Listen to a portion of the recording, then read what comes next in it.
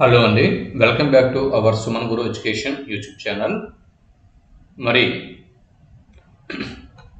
తెలుగు భాష బోధన ఉద్దేశాలు, విద్యా ప్రమాణాలు, విలువలు ఈ కాన్సెప్ట్ నుంచి ఇంతకుముందు 25 బిట్స్ వరకు మనం ప్రాక్టీస్ చేయడం అనేది జరిగింది. దానికి కంటిన్యూషన్ 26వ బిట్ నుంచి 50వ బిట్ వరకు మరో 25 బిట్లను ఈ వీడియోలో మనం ప్రాక్టీస్ చేస్తూ ముందుకి వెళ్ళిపోదాం. అయితే దయచేసి ఈ వీడియో చూస్తున్న వారు ముందుగా ఈ వీడియోకి ఒక లైక్ ఇచ్చేయండి. లైక్ ఇచ్చి కంటిన్యూ చేయండి. 26వ బిట్ నుంచి మనం ఇప్పుడు చూద్దాం. Bit number 26. 26వ బిట్ నుంచి 26వ బిట్ ఎక్కడి నుంచి ఇప్పుడు మనం చూద్దాం. బిట్ ఏంటంటే వక్తృత్వ రచనల పోటీలలో పాల్గొనుట ఏ లక్ష్యం క్రిందకు వస్తుంది? వక్తృత్వ రచనల పోటీలలో పాల్గొవటం ఇది ఒక స్పష్టీకరణం అన్నమాట. అయితే ఈ స్పష్టీకరణం అనేది ఏ లక్ష్యం పరిధిలోకి వస్తుంది? జవాబు భాషాభిరుచి. సరైనటువంటి జవాబు భాషాభిరుచి. జవాబు భాషాభిరుచే, కాకపోతే ఇక్కడ ఇది భాషాభిరుచి.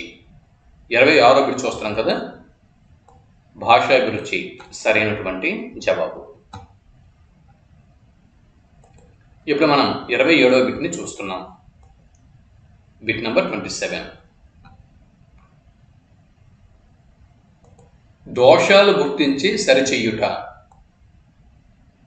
దోషాలను గుర్తించి సరిచెయ్యుట అనేది ఒక స్పష్టీకరణం.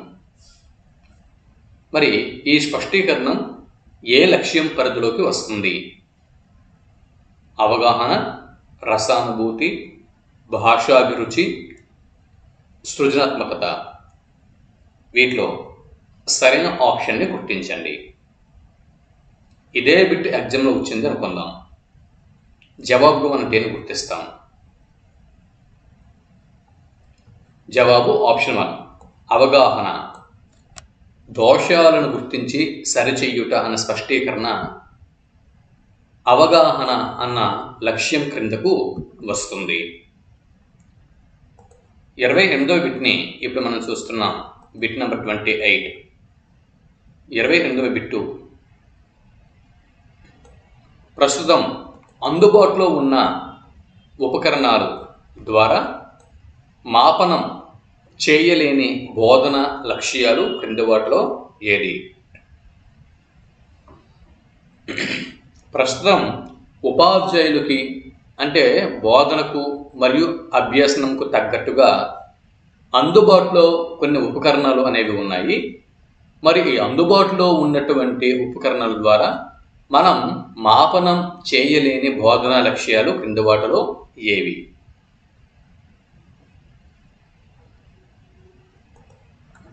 జవాబు ఆప్షన్ 1 అభిరుచి, వైఖరి మరియు రసానుభూతి. అభిరుచి, వైఖరి, రసానుభూతి సరైనటువంటి జవాబు.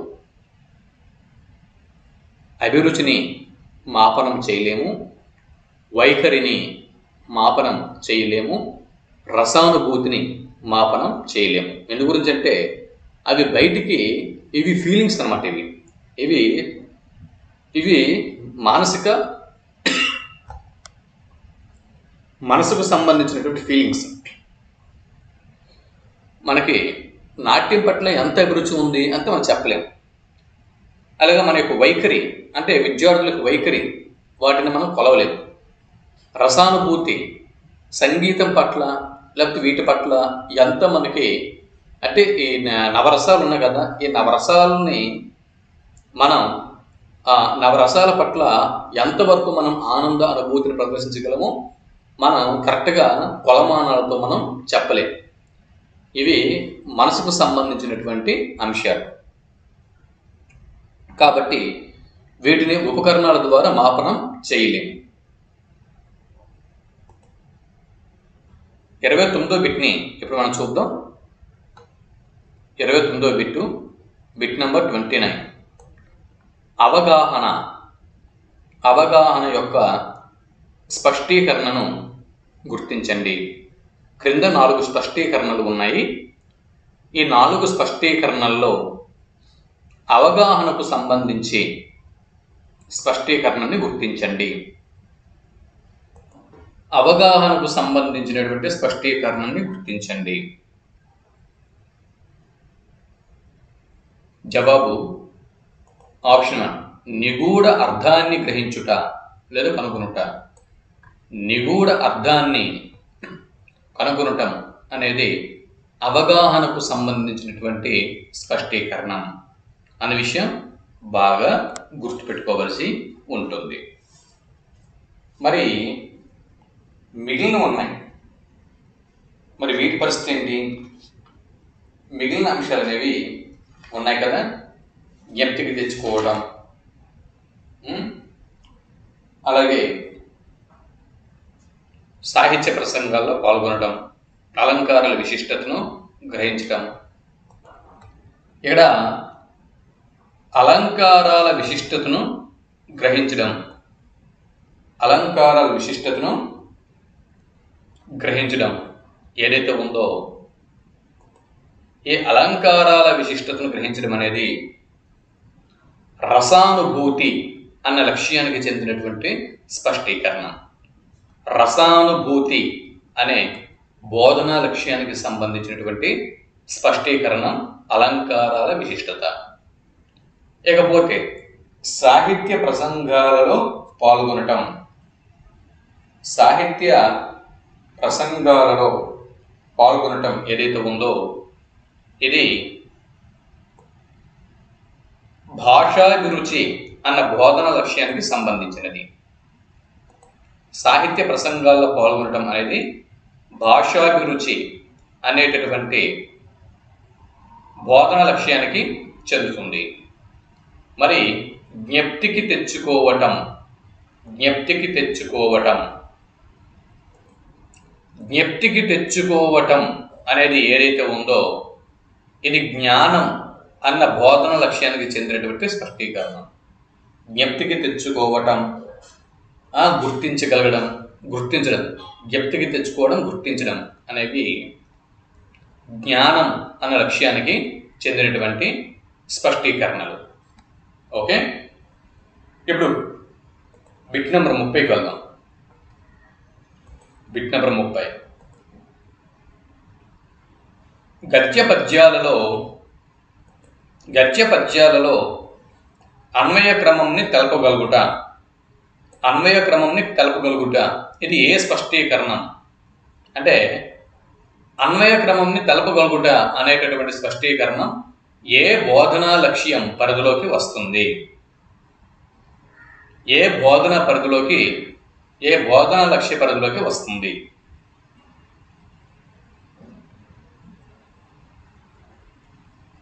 జవాబు ఆప్షన్ 2, అవగాహన అన్న బోధన లక్ష్యం పరిధిలోకి వస్తుంది. గద్య పద్యాలలో అన్వయ క్రమంని తెలపగలుగుట అనేది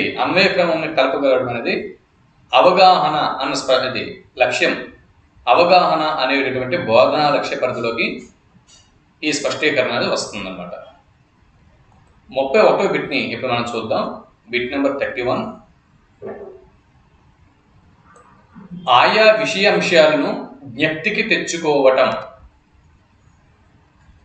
ఆయా విషయాంశాలను జ్ఞప్తికి తెచ్చుకోవటం, జ్ఞప్తికి తెచ్చుకోవటం ఇవన్నీ మనకు అనవసరం. జ్ఞప్తికి తెచ్చుకోవటం ఇది ఏ లక్ష్యానికి చెందినటువంటి స్పష్టీకరణ? జ్ఞప్తికి తెచ్చుకోవటం ఇప్పుడే చెప్పాం కదా, జ్ఞప్తికి తెచ్చుకోవటం, గుర్తించడం, జ్ఞానం అన్న బోధన లక్ష్యానికి చెందినటువంటి స్పష్టీకరణలు అని. 32వ బిట్ నెంబర్ 32. విద్యార్థికి భాష అభిరుచి అలవడటం అనేది ఈ లక్ష్యానికి చెందిన స్పష్టీకరణ. భాషాభిరుచి అలవడట అనేది ఒక స్పష్టీకరణ. భాష అభిరుచి అనేది అలవడటం ఇది ఒక స్పష్టీకరణ. ఇది ఏ బోధన లక్ష్యానికి చెందుతుంది?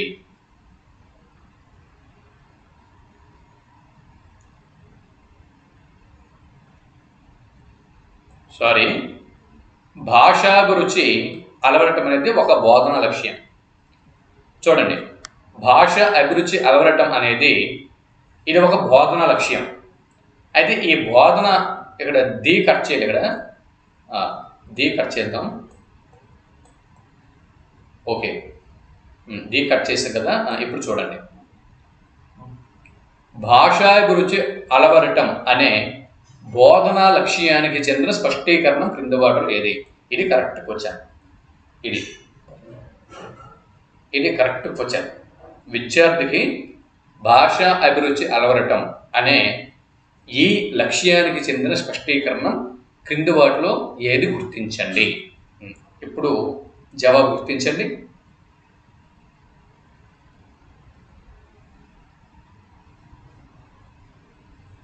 జవాబు ఆప్షన్ 1, స్వతంత్ర రచనలు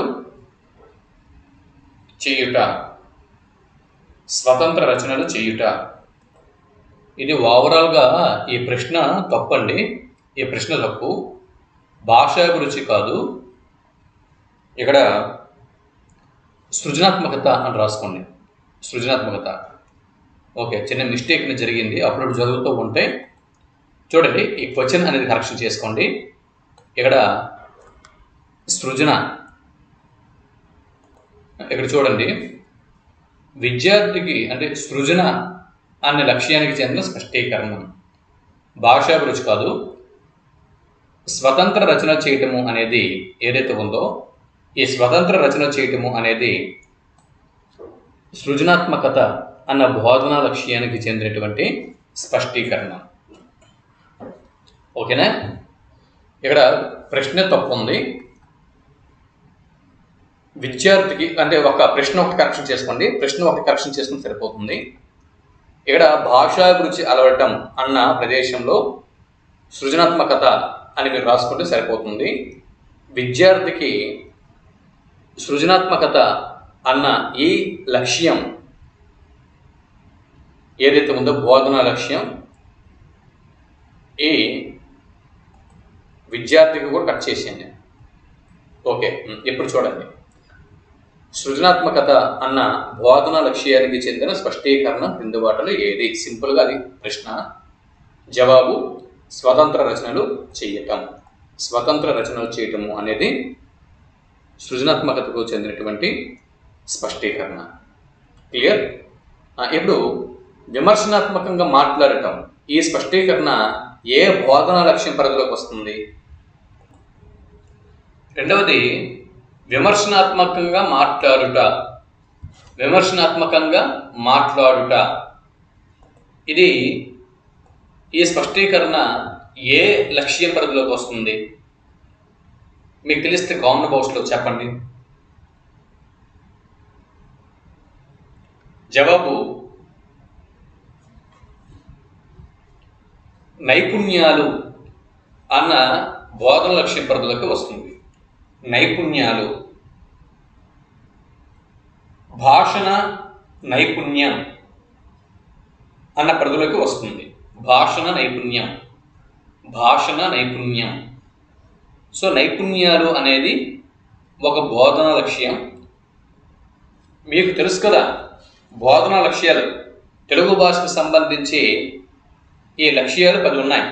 జ్ఞానం, మొదటిది జ్ఞానం, రెండవది అవగాహన, మూడవది వినియోగం, నాలుగవది నైపుణ్యాలు, ఐదవది భాషాభిరుచి, ఆరవది రసానుభూతి, ఏడవది సంస్కృతి సంప్రదాయాలు, 8 సృజనాత్మకత, 9 భాషాంతరీకరణ అంటే ట్రాన్స్లేషన్, 10 సముచిత మనోవైఖరులు. ఈ 10 లక్ష్యాలు, బోధన లక్ష్యాలు తెలుగు భాషకు సంబంధించి ఉన్నాయి. అయితే వాటిలో ఈ 10 బోధనా లక్ష్యాలలో నైపుణ్యాలు, భాషా నైపుణ్యాలు అనేటటువంటి బోధనా లక్ష్యానికి చెందినటువంటి స్పష్టీకరణ విమర్శనాత్మకంగా మాట్లాడడం. ఇకపోతే మూడవది కవి సమ్మేళనాలలో పాల్గొనుట ఏదైతే ఉందో ఇది ఏ బోధన లక్ష్యం పరిధిలోకి వస్తుంది? కవి సమ్మేళనాలు, అష్టావధానం ఇటువంటి దానిలో పాల్గొనటం అనేది కవి సమ్మేళనాలలో పాల్గొనుట భాషాభిరుచి అనేటటువంటి బోధనా లక్ష్యం పరిధిలోకి వస్తుంది. ఓకే. ఇకపోతే నాలుగవది రచనల్లో రసభేదాలు, రస కాదండి రస, ఇక్కడ స్పెల్లింగ్ మిస్టేక్ ఉంది చూసుకోండి. రసభేదాలు రచనల్లోని రసభేదాలను తెలుసుకొనుట. ఇది రసానుభూతి అన్న బోధన లక్ష్యం పరిధిలోకి వస్తుంది. రసానుభూతి అన్న బోధన లక్ష్యం పరిధిలోకి వస్తుంది. ఓకేనా? ఇకపోతే 33వ బిట్ని ఇప్పుడు మనం చూద్దాం. Bit number 33. భాషాభిరుచి అన్న లక్ష్యానికి ఒక స్పష్టీకరణ. భాషాభిరుచి అనేది బోధనా లక్ష్యం. మరి ఈ భాషాభిరుచి అనే బోధనా లక్ష్యానికి ఒక స్పష్టీకరణ క్రింది వాటిలో ఏది గుర్తించండి అన్నది బిట్. సరైన జవాబు గుర్తించండి. జవాబు ఆప్షన్ 1. విద్యార్థులు సాహితీ సమావేశాల్లో పాల్గొనుట అనేది భాషాభిరుచి అన్న లక్ష్యానికి చెందినటువంటి స్పష్టీకరణ. మరి విద్యార్థులు సాహితీ మూర్తులను గౌరవించుట అనేది సముచిత మనోవైఖరి అన్న బోధన లక్ష్యానికి చెందుతుంది. మరి సాహితీ సంప్రదాయములను తెలుసుకొనుట ఇది సంస్కృతి సంప్రదాయాలు అన్న బోధన లక్ష్య పరిధిలోకి వస్తుంది. ఇకపోతే విద్యార్థులు తన్మయత్వం చెందడం. జవాబు ఇక్కడ 4వ ఆప్షను రసానుభూతి అన్న బోధన లక్ష్యానికి చెందుతుంది. విద్యార్థులు తన్మయత్వం చెందడం అనేది రసానుభూతి జరిగినప్పుడు తన్మయత్వం చెందుతారన్నమాట. అది 34వ బిట్టు విద్యార్థులు 34వ బిట్ ఇప్పుడు మీరు చూస్తున్నారు. విద్యార్థులు నేర్చుకోవాల్సినటువంటి అంశాలకు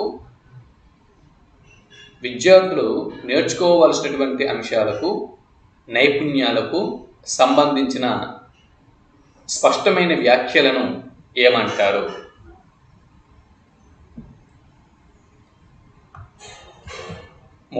బిట్టు విద్యార్థులు నేర్చుకోవాల్సినటువంటి అంశాలకు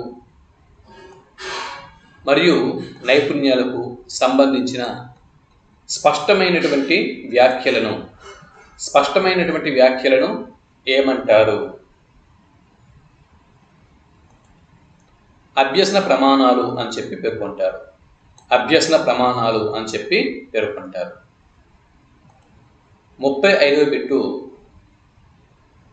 35 బిట్ నంబర్ 35.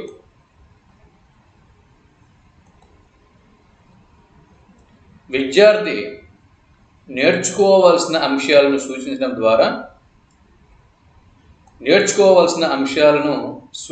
ద్వారా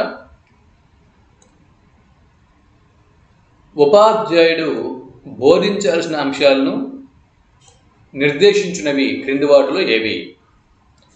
విద్యార్థి తాను నేర్చుకోవాల్సిన అంశాలు ఏవైతే ఉన్నాయో వాటిని సూచించడం ద్వారా ఉపాధ్యాయుడు బోధించాల్సిన అంశాలను నిర్దేశించినవి క్రింది వాటిలో ఏవి గుర్తించండి.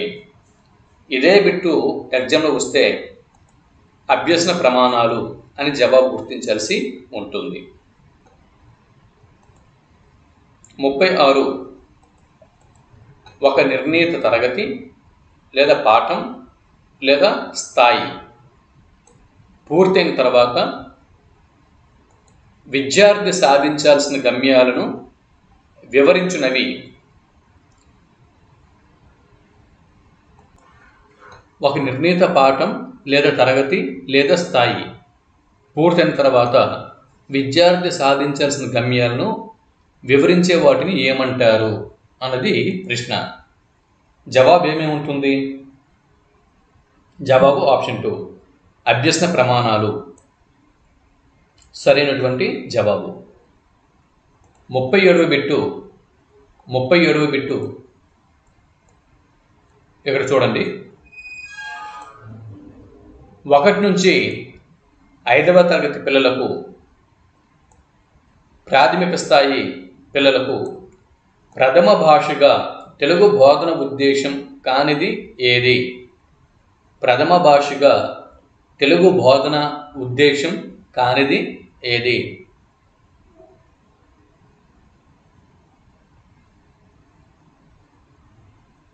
ఒకటి నుంచి 5వ తరగతి పిల్లలకు ప్రాథమిక స్థాయిలో ప్రథమ భాషగా తెలుగు బోధన ఉద్దేశం కానిది క్రింది వాటిలో ఏది? అంటే 1 నుంచి 5వ తరగతి పిల్లలకు ప్రాథమిక స్థాయి అని చెప్పి అంటారండి. 1వ తరగతి నుంచి 5వ తరగతి వరకు ఈ స్థాయి పిల్లల్ని ప్రాథమిక స్థాయి పిల్లలు అని చెప్పి అంటాము. అయితే ఇక్కడ ఈ ప్రాథమిక స్థాయిలో ప్రథమ భాషగా తెలుగు బోధన ఉద్దేశాలు ఇక్కడ 3 ఉన్నాయి. అందులో బోధన ఉద్దేశం కానిది ఒకటి ఉంది. అదేదో గుర్తించండి, అది ప్రశ్న.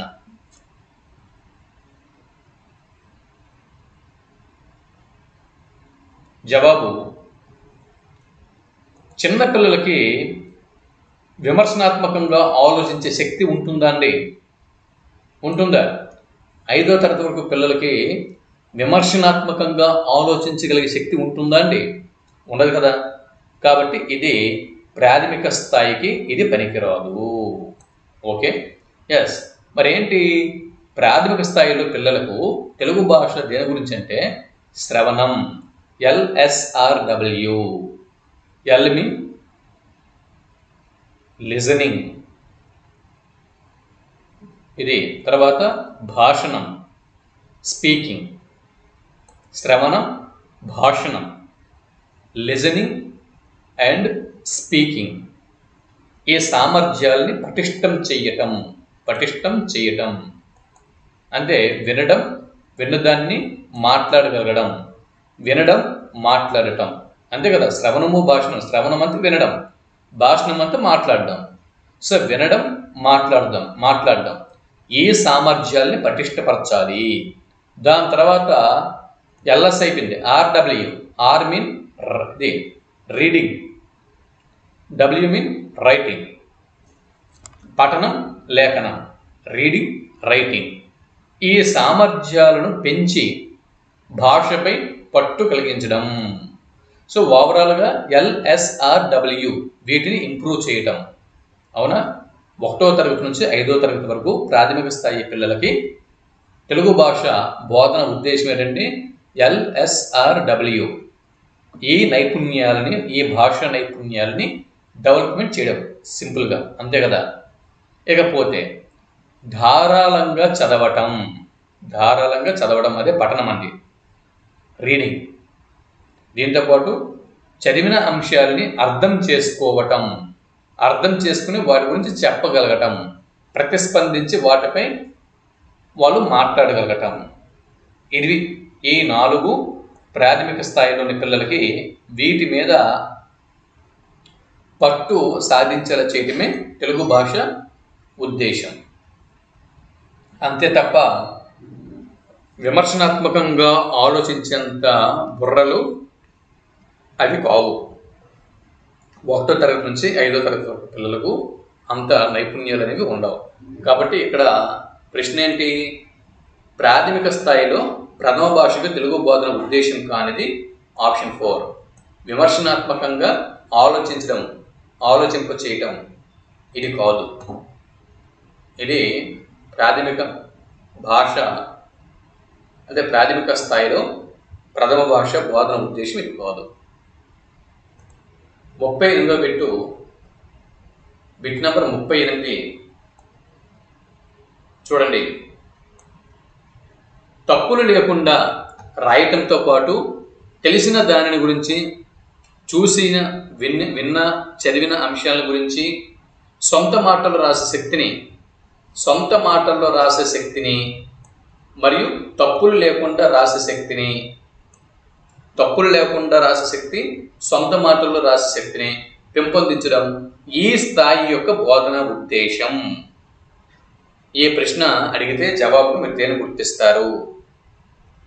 జవాబు ఆప్షన్ 1 ప్రాథమిక స్థాయి. ఈ ప్రశ్న అంతా మనకు అవసరం అండి. సింపుల్గా రెండు గుర్తుపెట్టుకోండి. తప్పులు లేకుండా రాయటం, సొంత మాటల్లో రాసే శక్తి. అంటే ఏదైనా విన్న దానిని, చదివిన దానిని సొంత మాటల్లో విద్యార్థి రాయగలగాలి.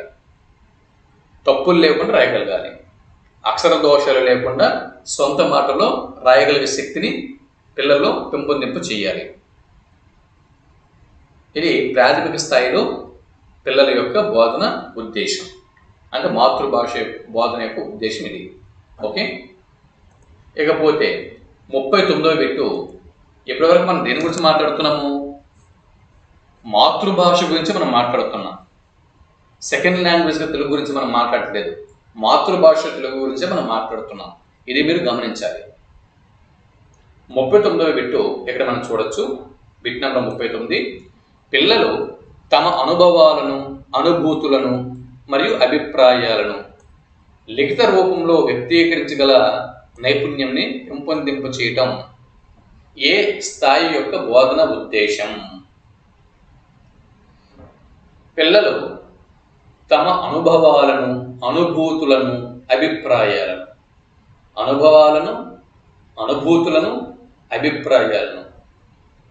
లిఖిత రూపంలో వ్యక్తీకరించగల నైపుణ్యం, వీటిని పెంపొందించాలి. ఏ స్థాయిలో పెంపొందిస్తావు అన్నది ప్రశ్న. జవాబు ఆప్షన్ 1 ప్రాథమిక స్థాయి సరైనటువంటి జవాబు. ప్రాథమిక స్థాయి. ఇప్పుడు 40వ బిట్ని చూసుకున్నాం. Bit number 40.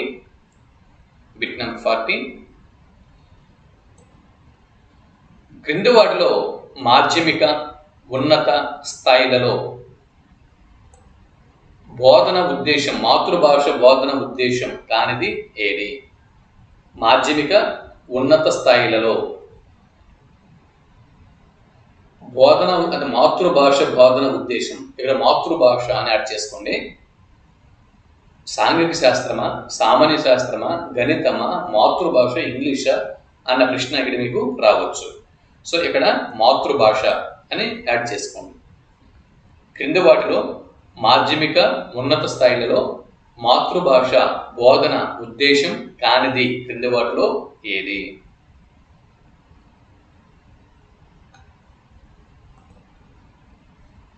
ఎస్, ఇక్కడ చూడండి.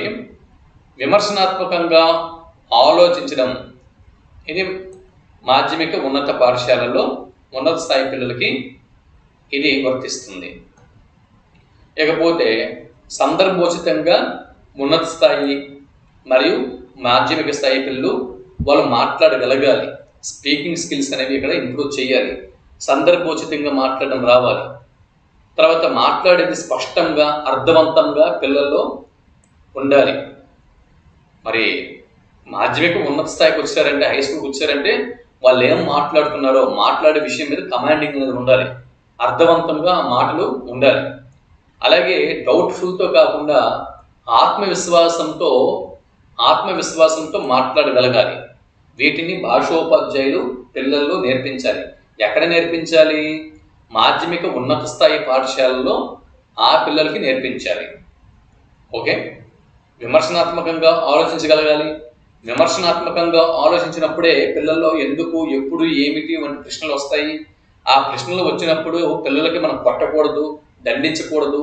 మన చిన్నప్పుడు టీచర్స్ అలా చేశారు కాబట్టే చాలామంది అంటే ఇంకా ఎక్కువగా విజ్ఞానాన్ని పొందలేకపోయారు. అవునా? అలా చేయకూడదు. పిల్లల్లో అనేకమైన డౌట్స్, సందేహాలు వస్తూ ఉంటాయి. వారు డౌట్స్ రైజ్ అయినప్పుడు అంటే విమర్శనాత్మకంగా వారు ఆలోచిస్తూ డౌట్స్ అడుగుతున్నప్పుడు మనం విసుగు చెందకుండా పిల్లలకి అర్థమయ్యే విధంగా చెప్పగలగాలి. అది విమర్శనాత్మకంగా పిల్లలు ఆలోచించినప్పుడే డౌట్స్ అడుగుతారు. సో అప్పుడు మనం కరెక్ట్గా చెప్పినట్టుగైతే పిల్లలు కూడా సందర్భ ఉచితంగా, అర్థవంతంగా, ఆత్మవిశ్వాసంతో మాట్లాడగలరు. ఎప్పుడు మాట్లాడగలరు? ఒక సబ్జెక్ట్ మీద, ఒక అంశం మీద వాళ్ళకి పూర్తిగా కమాండింగ్ వచ్చినప్పుడు మాత్రమే, వారికి అన్ని తెలిసినప్పుడు మాత్రమే ఏ విధంగా వాళ్ళు మాట్లాడగలరు. కాబట్టి సందర్భోచితంగా, అర్థవంతంగా, ఆత్మవిశ్వాసంతో మాట్లాడే నైపుణ్యం మనమే నేర్పించాలి. పిల్లలకి మనం కసురుకోకూడదు. అలాగే ఉత్తమ విలువలు, దేశభక్తి, అంతే కదా. ఉత్తమ విలువలు, దేశభక్తి గురించి ప్రాథమిక స్థాయి పిల్లలకి తెలియదు. కానీ ఈ ఉత్తమ విలువలు, దేశభక్తి పెంపొందింపు చేయటం ఇక్కడ మాధ్యమిక ఉన్నత స్థాయి పిల్లలకి అవసరం. ఇక్కడ చాలా అవసరం. మాధ్యమిక ఉన్నత స్థాయి పిల్లల్లో ఉత్తమ విలువలు పెంపొందించకపోతే ఏమవుతుంది? ఉత్తమ విలువలు పెంపొందింపు చేయకపోతే పెద్దల పట్ల వ్యతిరేక భావం కలిగి ఉంటారు. విద్యా వ్యవస్థ పట్ల వ్యతిరేకులుగా తయారవుతారు. గంజాయి, ఆల్కహాల్ వంటి మత్తు పదార్థాలకి బానిస అయిపోయే ప్రమాదం అనేది ఉంటుంది. అలాగే తోటి మహిళల పట్ల, తోటి విద్యార్థుల పట్ల, మహిళల పట్ల అంటే వయసులో పెద్దవారైన మహిళల పట్ల, అలాగే అపరిచిత మహిళల పట్ల అసహ్యంగా ప్రవర్తించే ప్రమాదం ఉంది. కాబట్టి ఉత్తమ విలువల్ని ఇక్కడ వారికి నేర్పించాలి. టీనేజ్ పిల్లలు ఇక్కడ ఉంటారు, కౌమార దశల పిల్లలు ఉంటారు. వ్యక్తి పూజ, మనం సైకాలజీలోకి వెళ్ళాలి. వ్యక్తి పూజ ఎక్కువగా పిల్లల్లో ఉంటుంది. వారి యొక్క ఐడెంటిఫికేషన్ని వారు కోరుకుంటూ ఉంటారు. అలాగే వాళ్ళు ఒక హీరోని, వారిని తనలో చూసుకుంటూ వారు ఇతర అమ్మాయిలతో వాళ్ళు చనువుగా ఉండాలని చెప్పి ఏవేవో చేస్తూ ఉంటారు. సో ఇటువంటివి ఏవేవో లేనిపోనమని కూడా వాళ్ళు కొత్త కొత్త ఆలోచనలు మొలకెత్తుతూ ఉంటాయి. కాబట్టి సో ఇలాంటప్పుడు ఉత్తమ విలువలు, ఏది మంచిది ఏది చెడు అనేది వారికి కొట్టకుండా, తిట్టకుండా వాళ్ళకి అర్థమయ్యే భాషలో వాళ్ళకి మనం చెప్పగలగాలి. అలాగే దీనికంటే ముఖ్యమైనది దేశభక్తి అనే విషయం వాళ్ళకి తెలిసేటట్లు మనం వాళ్ళకి చెప్పగలగాలి. దేశం పట్ల భక్తి ఉంటే వారు ఆర్మీ, నేవీ, ఎయిర్ ఫోర్స్ వంటి త్రివిధ దళాల్లోకి వెళ్ళి మంచి సేవల్ని దేశం కోసం వారు అందించగలరు. కాబట్టి వీటిని వాళ్ళకి నేర్పించాలి. కాబట్టి ఈ మూడు కూడా ఇక్కడ మాధ్యమిక ఉన్నత స్థాయి విద్యార్థులకి మాతృభాష బోధన ఉద్దేశాలు ఈ మూడు. కానిది ఏంటంటే భాషకు సంబంధించిన ప్రాథమిక నియమాలు, వాక్య నిర్మాణం, ఇవి ప్రాథమిక స్థాయిలో పిల్లలకు నేర్పించాలి. 5వ తరగతి వరకు వీటిని నేర్పించాలి. కాబట్టి మాధ్యమిక ఉన్నత స్థాయిలలో మాతృభాష బోధన ఉద్దేశం కానిది ఆప్షన్ 4. ఇది ప్రాథమిక స్థాయిలో చెయ్యాలి. వీటి పట్ల అవగాహన కల్పించాలి. ఇకపోతే 41వ బిట్టు, చదివిన అంశం గురించి విమర్శనాత్మకంగా ప్రతిస్పందించగలిగేటట్లు ప్రోత్సహించడం. ఏ స్థాయిలో బోధన ఉద్దేశం? విమర్శనాత్మకంగా అన్నప్పుడు మాధ్యమిక ఉన్నత స్థాయి అనే విషయం మనకి డౌట్ లేకుండా అక్కడ ఆన్సర్ రావాలి. లేకపోతే 42వ బిట్టు చూడండి, ఇక్కడ డైరెక్ట్గా ఇచ్చాను. అభ్యసన ప్రమాణాలు ఏవైతే ఉన్నాయో ఈ అభ్యసన ప్రమాణాలనే అభ్యసన సామర్థ్యాలు అని కూడా అంటారు. ఇది మనం గుర్తుపెట్టుకోవాలి. ఈ అభ్యసన సామర్థ్యాలు అనేవి 2 రకాలు. వాటి విషయ ప్రమాణాలు మరియు సాధన ప్రమాణాలు అని చెప్పి 2 రకాలుగా వర్గీకరణ చేయవచ్చు. ఈ అభ్యసన ప్రమాణాలు, విషయ ప్రమాణాలు మరియు సాధన ప్రమాణాలు. విద్యార్థి నేర్చుకోవాల్సిన విషయాలకు సంబంధించిన ప్రమాణాలు విషయ ప్రమాణాలు. విద్యార్థి నేర్చుకోవాల్సిన విషయాలకు సంబంధించిన ప్రమాణాలు విషయ ప్రమాణాలు. ప్రతి విద్యార్థి నిర్వహించవలసిన అంశాలు ఈ విషయ ప్రమాణాలు అనేవి పేర్కొంటాయి. ఇక నేర్చుకోవలసిన విషయాలను విద్యార్థి ఏ మేరకు సాధించగలిగాడో అంటే ఇక్కడ విషయ ప్రమాణం ఏదైతే ఉందో ఈ విషయ ప్రమాణంని ఇక్కడ ఉన్నటువంటి ఈ విషయ ప్రమాణంని విద్యార్థులు ఏ వరకు సాధించగలిగారో, ఎంతవరకు వారు సాధించగలిగారో, ఏ మేరకు సాధించగలిగారో గణన చేసే ప్రమాణాలు ఏవైతే ఉంటాయో ఈ గణన చేసే ప్రమాణాలని సాధన ప్రమాణాలు అని చెప్పి అంటారు. సింపుల్ అండి, ఏం లేదు. అభ్యసన ప్రమాణాలు రెండు రకాలు, విషయ ప్రమాణాలు, సాధన ప్రమాణాలు. విషయ ప్రమాణాలు అంటే విద్యార్థి నేర్చుకోవాల్సిన విషయాలకు సంబంధించిన ప్రమాణాలు. అంటే విద్యార్థి సాధారణంగా ఏం నేర్చుకోవాలి, 1వ తరగతిలో ఏం నేర్చుకోవాలి, 2వ తరగతిలో ఏం నేర్చుకోవాలి, 3వ తరగతిలో ఏం నేర్చుకోవాలి, 4వ తరగతిలో ఏం నేర్చుకోవాలి, 5వ తరగతిలో ఏం నేర్చుకోవాలి, 6వ తరగతిలో ఏం నేర్చుకోవాలి, 7వ తరగతిలో ఏం నేర్చుకోవాలి, 8వ తరగతిలో ఏం నేర్చుకోవాలి, 9వ తరగతిలో ఏం నేర్చుకోవాలి, 10వ తరగతిలో ఏం నేర్చుకోవాలి. సో విద్యార్థి నేర్చుకోవాల్సిన ఆ విషయాలు ఏవైతే ఉన్నాయో, ఏమి నేర్చుకోవాలి అనే విషయాలు ఏవైతే ఉన్నాయో ఆ విషయాలకు సంబంధించిన ప్రమాణాలు విషయ ప్రమాణాలు. ఈ విషయ ప్రమాణాలని గణన చేసేవి సాధన ప్రమాణాలు. సింపుల్. ఓకే, 44 బిట్లు అయ్యాయి. ఈ సాధన ప్రమాణాలనే రూబ్రిక్స్ అని కూడా అంటారు. ఇదొక బిట్టు. లేకపోతే సాధన ప్రమాణాలు విద్యార్థి యొక్క సామర్థ్యాన్ని సాధించాడు అని నిరూపించడానికి ఉపయోగపడతాయి. బిట్టు మీకు రావచ్చు, విద్యార్థి యొక్క సామర్థ్యాన్ని సాధించాడు అని నిరూపించడానికి తోడ్పడే ప్రమాణాలు ఏవి అని బిట్టు వస్తే సాధన ప్రమాణాలు. తర్వాత విద్యార్థి తన ప్రావీణ్యతను ఏ విధంగా ప్రదర్శించగలడో వివరించే ప్రమాణాలు క్రింది వాటిలో ఏవి అని బిట్టు వస్తే సాధన ప్రమాణాలు అని జవాబు గుర్తించాల్సి ఉంటుంది. ఇంతవరకు ప్రాథమిక భాషగా తెలుగు అంటే మాతృభాషగా తెలుగు బోధన ఉద్దేశాలు తెలుసుకున్నాం. ఇప్పుడు ద్వితీయ భాషగా తెలుగు బోధన ఉద్దేశాల గురించి చూద్దాం. ఇప్పుడు మనం తెలుగు వాళ్ళం, ఆంధ్రప్రదేశ్ రాష్ట్రంలో, తెలంగాణ రాష్ట్రంలో మనం ఉన్న వాళ్ళం తెలుగు వాళ్ళం. అయితే మనతో పాటు ఇతర రాష్ట్రాలకు చెందిన వారు కూడా ఉంటారు. ఉద్యోగాల కోసము, వృత్తి కోసము, వివిధ పనుల కోసము, లేదా ఏదో కొన్ని కారణాల వల్ల ఇతర రాష్ట్రాల నుంచి మన రాష్ట్రంలో వచ్చి ఇక్కడ వారు చదువుకుంటూ ఉంటారు కొంతమంది పిల్లలు. సో అటువంటి వారికి వారు ఏ రాష్ట్రం వారు అయి ఉంటారో అది వారి మాతృభాష అవుతుంది. ఎక్కడికి వారు వచ్చారు కాబట్టి ఇక్కడ ఒక భాష నేర్చుకోవాలి కాబట్టి ఇది వారికి తెలుగు అనేది ద్వితీయ భాష అవుతుంది. ఇప్పుడు బీహార్ నుంచి ఒక కుటుంబం అనేది ఆంధ్రప్రదేశ్ రాష్ట్రానికి వచ్చింది. బీహార్ నుంచి వచ్చినటువంటి కుటుంబీకుడికి, బీహార్ ఫ్యామిలీకి ఇక్కడ ఆంధ్ర భాషతో పని ఏముంది, తెలుగు భాషతో పని ఏముంది, వాడికి హిందీ భాష, బీహారీ భాష వాడికి కావాలి కదా. అది వాడికి ఫస్ట్ లాంగ్వేజ్గా ఉంటుంది. సెకండ్ లాంగ్వేజ్గా వాడు హిందీ ప్లేస్లో ద్వితీయ భాషగా తెలుగుని వాడు నేర్చుకోవాల్సి ఉంటుంది. సో ఆ విధంగా ద్వితీయ భాష తెలుగు బోధన ఉద్దేశాలు ఏమిటో ఇప్పుడు మనం దాని మీద బిట్స్ని చూద్దాం. 46వ బిట్టు శ్రవణం, భాషణం, పఠనం, లేఖనం LSRW అనేవి ద్వితీయ భాష లక్ష్యాలు అని వివరించిన భాషావేత్త క్రింది వారిలో ఎవరు? ఈ బిట్టు కనుక మీకు వస్తే సరైన జవాబు దేని గుర్తిస్తారు? జవాబు ఆప్షన్ 4 ఫ్రెంచి అన్న భాషావేత్త ఫ్రెంచి అని గుర్తిస్తారు. ఫ్రెంచి దేశం ఉంది కదా, ఆ దేశం పేరు మీదుగా ఉన్నటువంటి వ్యక్తి ఫ్రెంచి.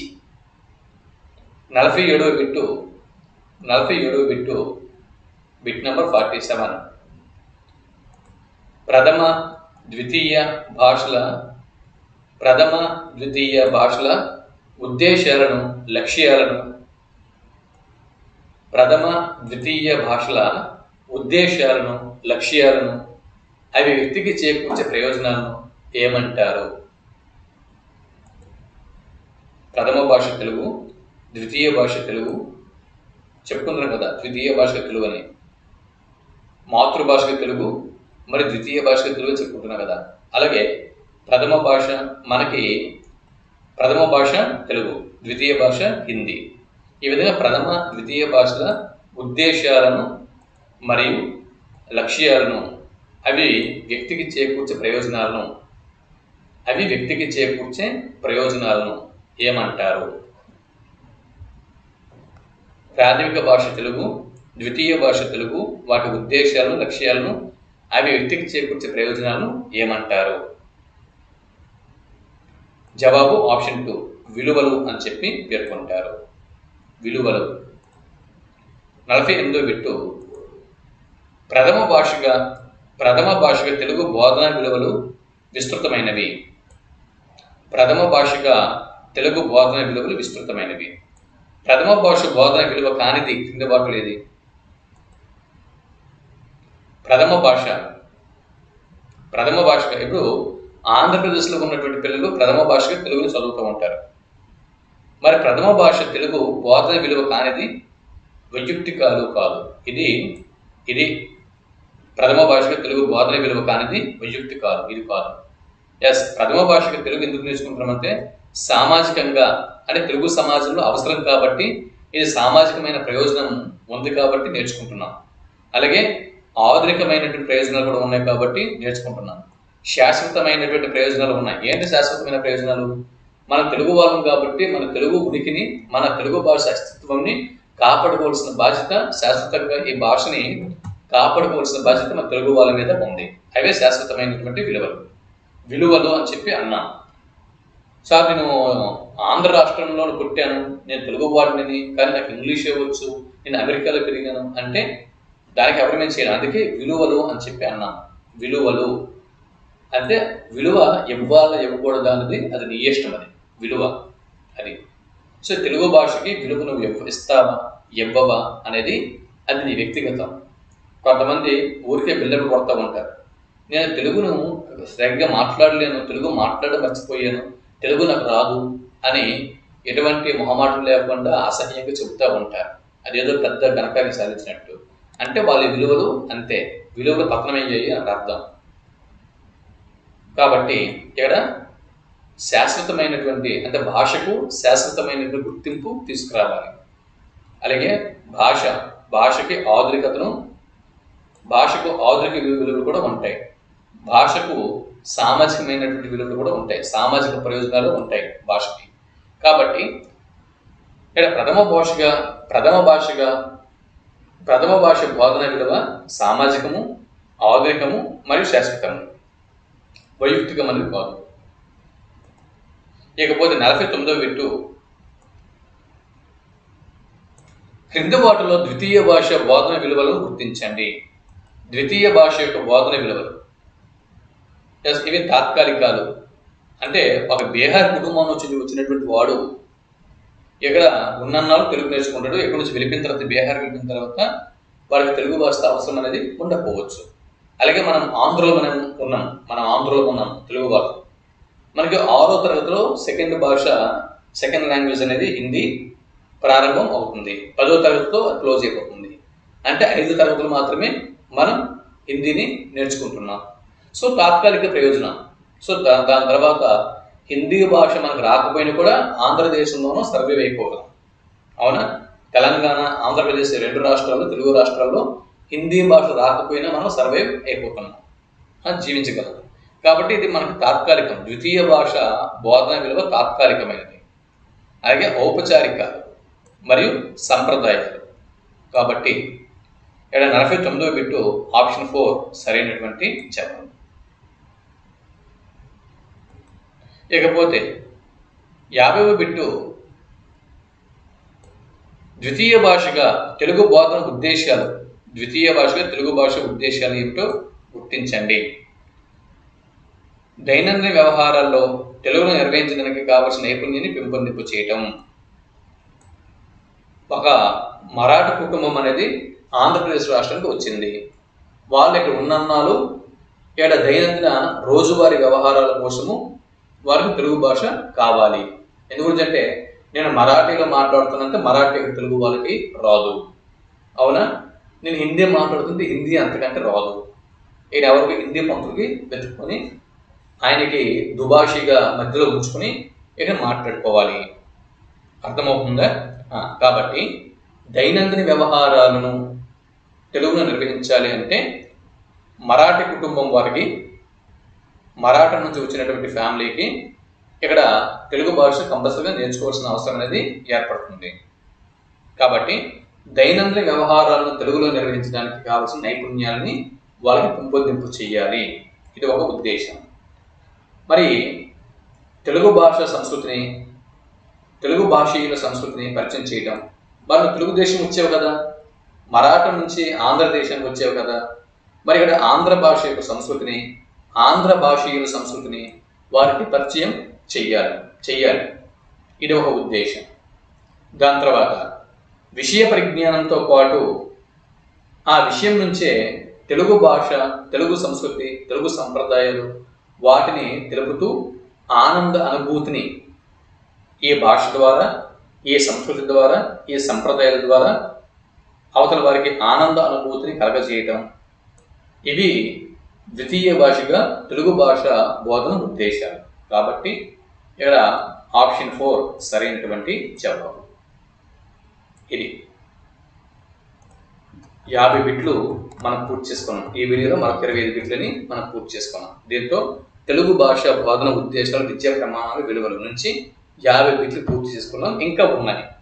ఇంకొక వీడియోలో, ఫైనల్ వీడియోలో మరొక కొన్ని బిట్స్తో ఈ టాపిక్ని ముగించి మనం వేరే టాపిక్లోకి వెళ్దాం. వీడియో యూస్ఫుల్గా ఉంది, మీకు ఉపయుక్తంగా ఉంది, చాలా ఇన్ఫర్మేటివ్గా ఉంది, బిట్స్ బాగున్నాయి అనిపిస్తే వీడియోకి ఒక లైక్ ఇవ్వండి, మీ సపోర్ట్ ఇవ్వండి.